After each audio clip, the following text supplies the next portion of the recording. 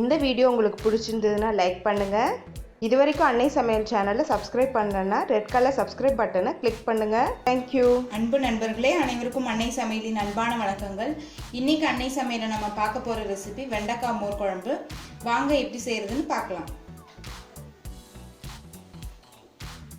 துவரப்பருப்பு அரை டீஸ்பூன், உளுந்து அரை டீஸ்பூன், பச்சை அரிசி அரை டீஸ்பூன்.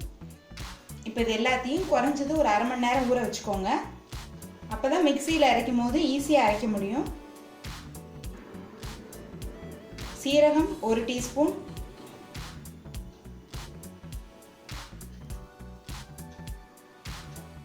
மூணு பச்சை மிளகாய்,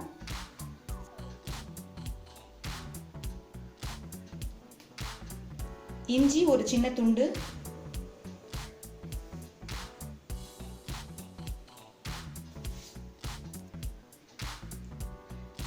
தேங்காய் துருவல் ஒரு டேபிள் ஸ்பூன்.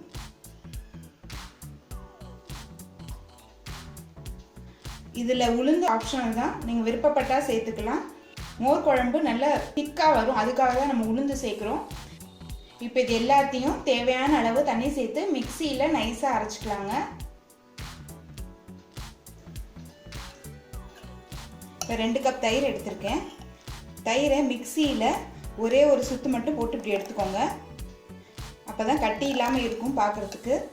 அடுத்தது ஒரு டீஸ்பூன் மஞ்சள் தூள், தேவையான அளவு உப்பு.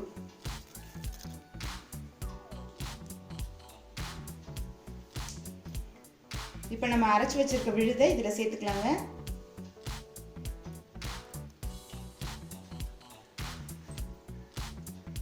எல்லாத்தையும் நல்லா கலந்துக்கலாம்.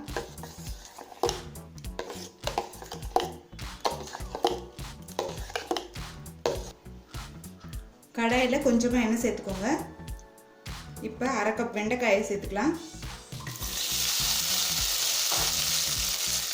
வெண்டைக்காயை நல்லா வதக்கிக்கலாங்க.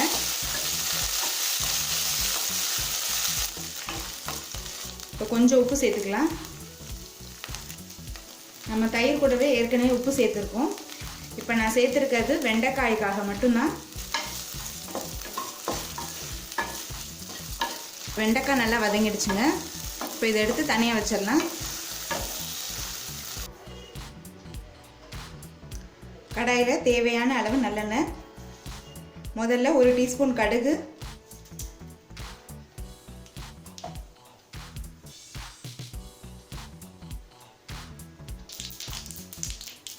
அடுத்தது கொஞ்சம் கருவேப்பிலை, 2 காஞ்ச மிளகாய்,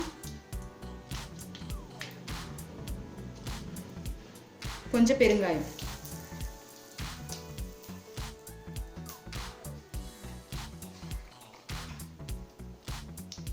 அடுத்தது ஒரு வெங்காயத்தை சேர்த்துக்கலாம். வெங்காயம் ஆப்ஷனல் தாங்க, நீங்கள் விருப்பப்பட்டால் போட்டுக்கலாம்.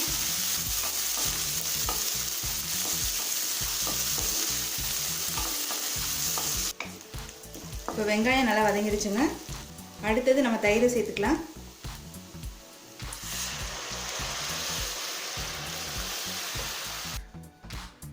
இப்போ எல்லாத்தையும் நல்லா மிக்ஸ் பண்ணிக்கோங்க.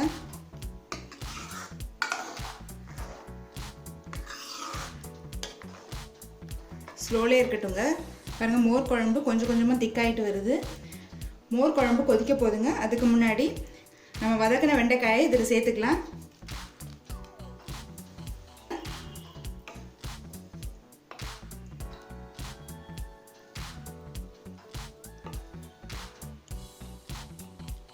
பாருங்கள், மோர் குழம்பு லேசாக கொதிச்சிருச்சு.